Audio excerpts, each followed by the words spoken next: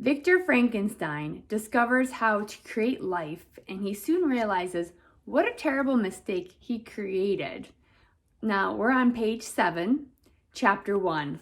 You see the picture, and this picture is of Victor Frankenstein and the monster. Okay, let's begin. It all began when I was a young man in school. I wanted to know everything about everything. But most of all, I wanted to know about life. What made things live? What made them able to grow and breathe and move? I wanted to know it, and I tried very hard to find out.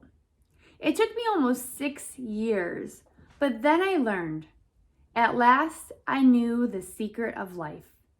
I told no one about it, not my father or my brothers, not even my sweet Elizabeth, the girl I was going to marry.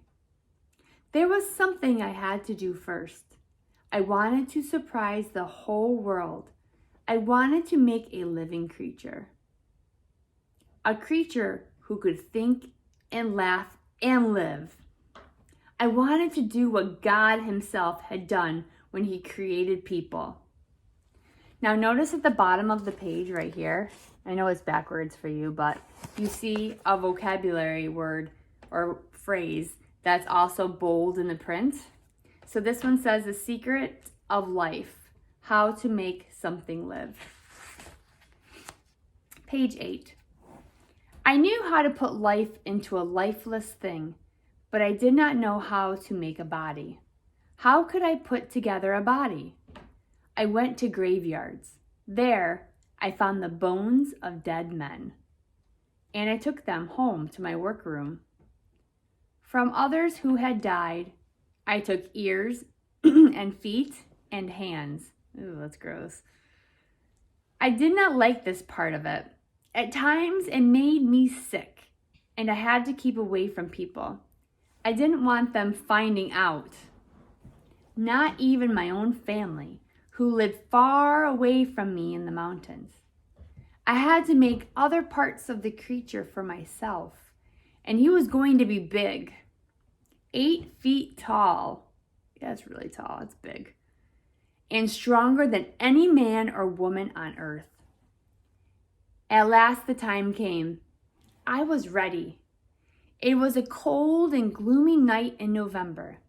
The room was dark when I went in. The creature lay on the table. It was a thing of death, but soon it would have life. Soon the world would say, what a great man I was. So I thought. Ha! What a fool I was. But I did not know it then. So basically he's saying when he was young, like in this picture, he wanted to be like the first scientist to create a man from dead bodies. And he thought he was going to be like the best scientist in the world. But he didn't think about the consequences. Okay, top of page 9. I lit a candle. Then I set to work. Now he lit a candle because this story takes place a very long time ago.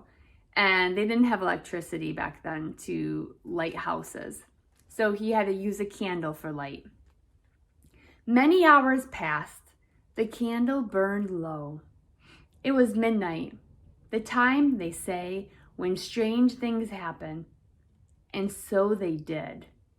From the world of darkness, I now brought forth life. How I did it, I shall not tell. I shall never tell. It is enough to say that the creature moved. Its eyelids opened, and the thing stared at me. I do not know what happened to me just then, and I do not know why. It was I who had put those eyes into its head. It was I who had thought my creature would be beautiful. But now, when I saw those eyes wet and yellow like drops of ooze, when I saw that face, a face like the squirming worms of a grave. And when the thing sat up, I could not stand to look at it. And now it was rising and moving toward me. I felt the hair lift up on the back of my neck. I jumped away. I turned. I ran. I rushed into my bedroom and slammed the door. Page 11. My heart banged in my chest. My face was covered with sweat. I was weak.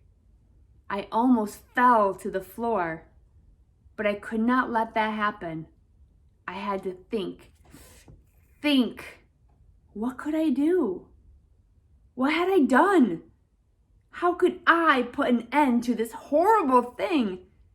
But I had no answer.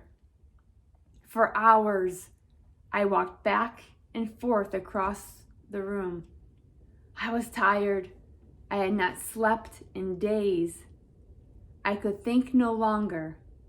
My eyes started to shut. I fell onto my bed and I was lost in sleep. Here's the picture. Here's Frankenstein, and here's the monster. He was so excited that his monster came to life, but then all of a sudden he became extremely scared of the creature he created, calling this creature the Thing. So before you move on, I want you to look at the questions at the bottom of page 11. Number 1, mood. Mood is like the feeling, what was going on at the time in the story. So the feeling of a story is called mood. Reread page 9. What makes the mood scary? Number 2, conflict. Reread page 11. What is the problem of this story? So tell me, what's the problem? The scientists created something that was so great, nobody's done it. But what was the problem in that? Number 2. Okay, so I want you now to go ahead and answer those questions.